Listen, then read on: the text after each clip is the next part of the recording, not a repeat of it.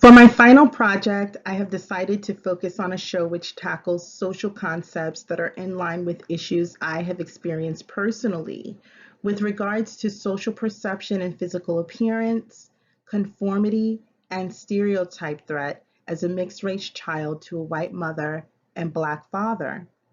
We are a group of people whose social issues have not been fully represented on primetime television or in movies.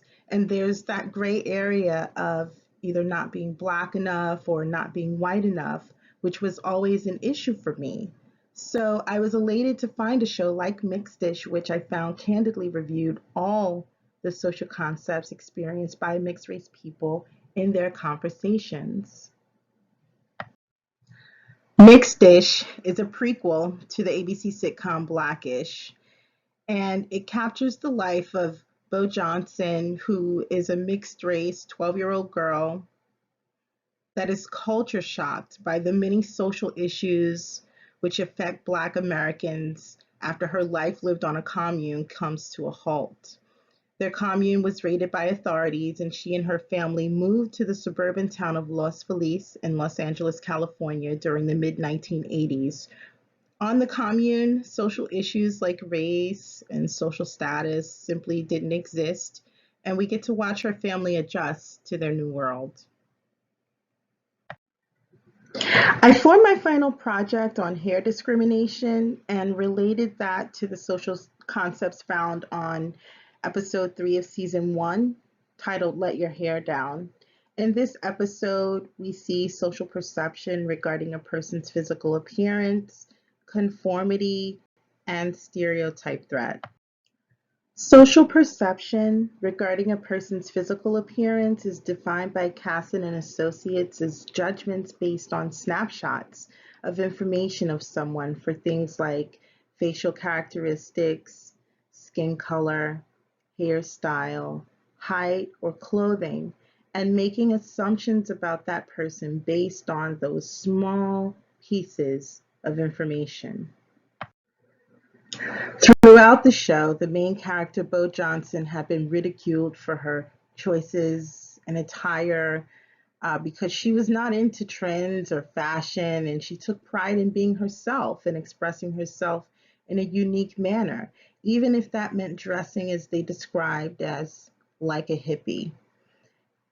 In this episode, Bo's teacher announced Picture Day and gave instruction to her students on what would and would not be appropriate for this day. She insisted that school pictures are how people would remember them for the rest of their lives. She instructed them not to wear t-shirts with bad words on them, to keep their tongues inside of their mouths, to be sure to press their clothes, and she specifically walked over to Bo's desk, looked her straight in the eye, and tapped her finger on the desk while saying, "And our hair will be neat. I repeat, our hair will be neat."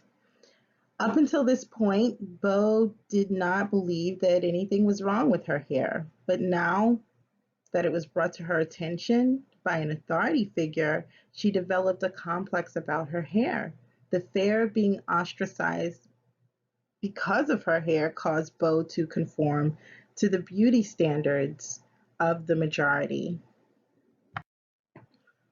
All the other girls in her class opted for styles that were, as the teacher suggested, is tamed. Her parents explained to the teacher that referring to Bo's hair as needing to be tamed insinuated that something was wrong with her hair in its natural curly state.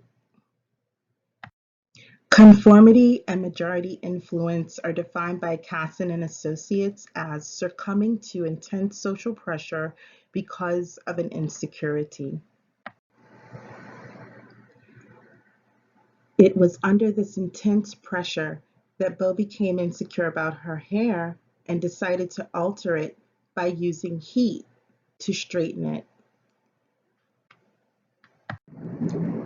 Consequently, using straightening apparatuses such as straightening combs, flat irons, and curling irons create heat damage over time, causing hair to break. The average person's hair can withstand roughly 350 degrees, but these irons can reach temperatures of over 450 degrees, and somewhere in between the two will damage the integrity of a person's hair. The issue that we see here is the policing of a Black woman's hair, and the problem with this, as mentioned in my project on hair discrimination, is these across the board beauty standards and the process it takes for those with African hair to fit in is that it is not conducive for healthy hair. And unfortunately, the very styles that help persons with African hair thrive are the same styles that are deemed either unprofessional or unfavorable.